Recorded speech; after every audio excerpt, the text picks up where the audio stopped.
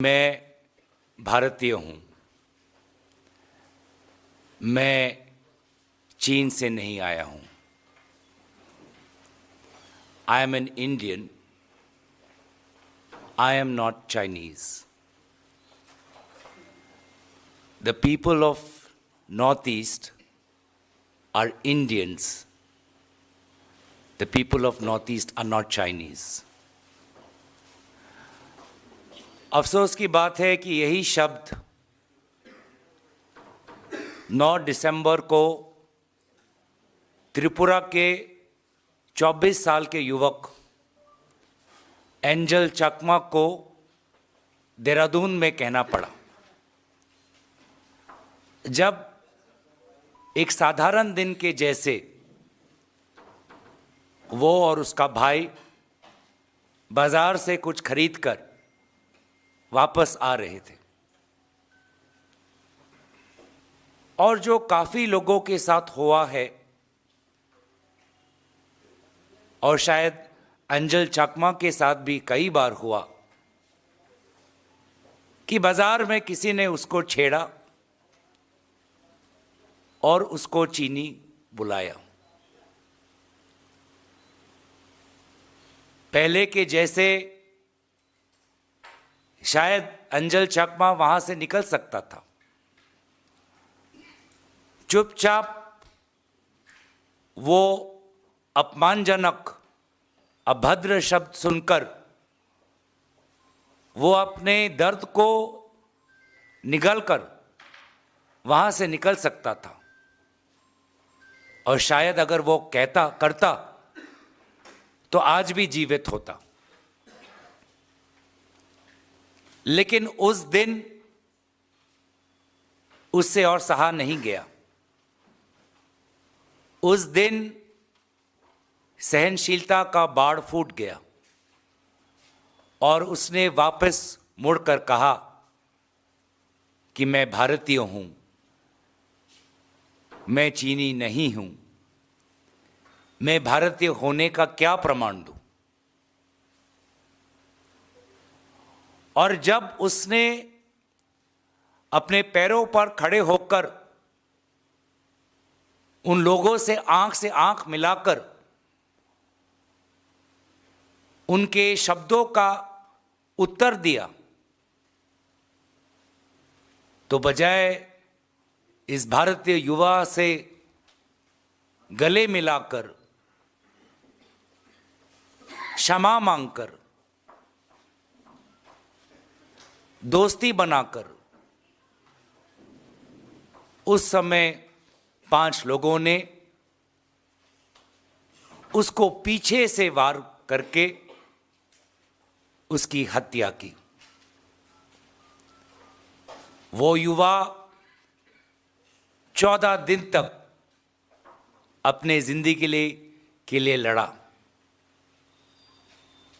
और अफसोस की बात कि वो हमारे बीच अब नहीं रहा। लेकिन ये बात हम इसलिए उठा रहे हैं क्योंकि कुछ जानकारी आई है जो काफी चिंताजनक है। एंजल चकमा के परिवार के कुछ सदस्यों ने मीडिया में कहा है कि वहां की पुलिस, स्थानीय पुलिस जितनी तत्पर होनी चाहिए थी, कंप्लेंट और एफआईआर रजिस्टर करके जितनी तत्परता दिखानी चाहिए थी, वो नहीं दिखा। लगभग 12 दिन जो हमें मीडिया के द्वारा जानने में मिला है, 12 दिन लगे इस एफआईआर को दर्ज करने में। जब छात्रों ने प्रदर्शन की तब जाके एफआईआर रजिस्टर हुआ। शायद 4 लोगों की गिरफ्तारी भी हुई, लेकिन मूल व्यक्ति भाग चुका। कहीं ना कहीं मन में यह सवाल जरूर उठता है कि क्या ऐसे हादसे कई प्रदेशों में, कई पुलिस थानों में हो रहे हैं कि कोई उत्तर पूर्वांचल का युवक या युवती उसके साथ हुए अन्याय को लेकर पुलिस थाने में जाते हैं और पुलिस वहां से उनको रफा दफा कर देती है। और ये सिर्फ देहरादून की बात नहीं, उत्तराखंड की बात नहीं। उत्तराखंड के लोग बहुत सभ्य हैं, देहरादून के लोग बहुत सभ्य हैं।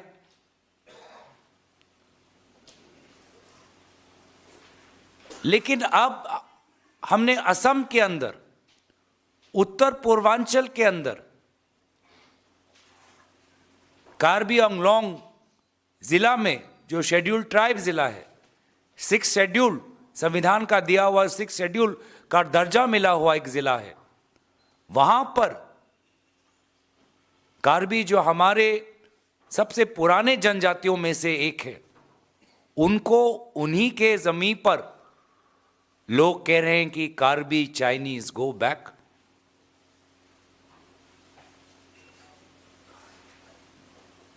तो कहीं ना कहीं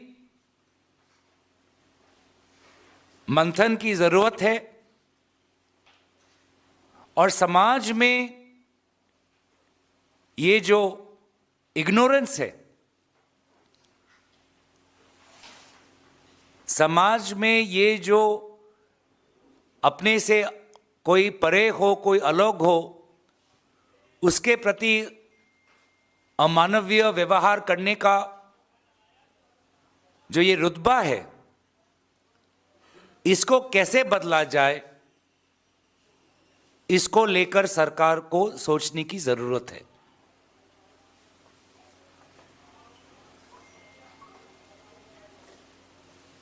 क्या स्कूल के किताबों में जितनी हमें उत्तर पूर्वांचल की संस्कृति, इतिहास समझनी चाहिए, उनके साहित्यों को पढ़ना चाहिए, उनके गीत को सुनना चाहिए, उनके भाषाओं को समझने की कोशिश करना चाहिए, क्या हम अपने शिक्षा में अपनी देश की विविधता को समझाने में कहीं कम तो नहीं पड़ गए?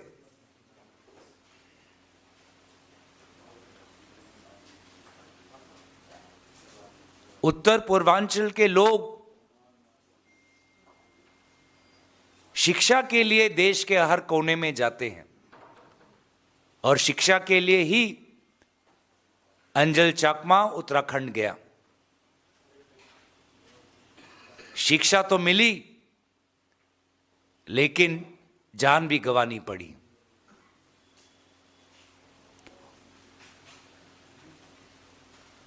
तो क्या सरकार की तरफ से ऐसे भी कुछ कदम लिए जा सकते हैं कि ज्यादा से ज्यादा सरकारी कर्मचारी हो, प्रशासन हो, छात्र हो, देश के विभिन्न कोने से सरकारी खर्च पर वो उत्तर पूर्वांचल जाएं, जाके देखें कि जिस उनाकोटी से अंजल चाकमा आता है, वहां पे कितने पुराने शिव के मंदिर हैं। जाइए असम में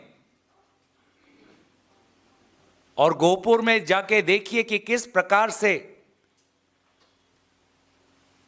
एक युवती कनकलता बोरवा ने स्वाधीनता संग्राम में भारत छोड़ो आंदोलन के समय भारत के झंडे को लहराते हुए जब ब्रिटिश ने उस पर आक्रमण किया तो उसने हंसते हंसते अपने जीवन का बलिदान दिया। तो ये कहीं हमें समझना चाहिए कि हम और विशेष रूप से आज की सरकार ये जो वन इंडिया की बात करती है, इस वन इंडिया में जो कितनी विविधताएं हैं उसकी बात नहीं करती। इस वन इंडिया में कितने स्टेट्स हैं, कितने लैंग्वेजेस हैं, चेहरे कितने अलग अलग हैं, उसकी बात नहीं करती। और शायद इससे जब लोगों को कोई नया चेहरा दिखता है तो अपने सगे भारतीय नागरिक होने का उनको उनके मन में शंका होती है। तो हम ये अपेक्षा करेंगे कि अंजल चकमा के मामले में जल्द से जल्द कानूनी कार्रवाई हो, जल्द से जल्द कोर्ट में ये केस दाखिल हो, जल्द से जल्द और सख्त से सख्त सजा उन लोगों को मिले और पूरे देश में ये जानकारी फैले कि कैसे इन लोगों को कोर्ट के द्वारा जल्द से और पूरी पुख्ता जांच के साथ इनको कानूनी दंड दिया गया। और वो एक व्यक्ति जो आज भी फरार है, हम अपेक्षा करेंगे कि इसको जल्द से जल्द पकड़ा जाए। और क्यों एफआईआर दर्ज करने के लिए देरी हुई, समाज को पुलिस पर दबाव बनाना पड़ा, इसको लेकर भी पुलिस की एक इंक्वायरी हो। आज बहुत दुख के साथ मैं अपने बातों को रख रहा हूं और इन्हीं शब्दों के साथ मैं अपना स्टेटमेंट यहां पे समाप्त करता हूं।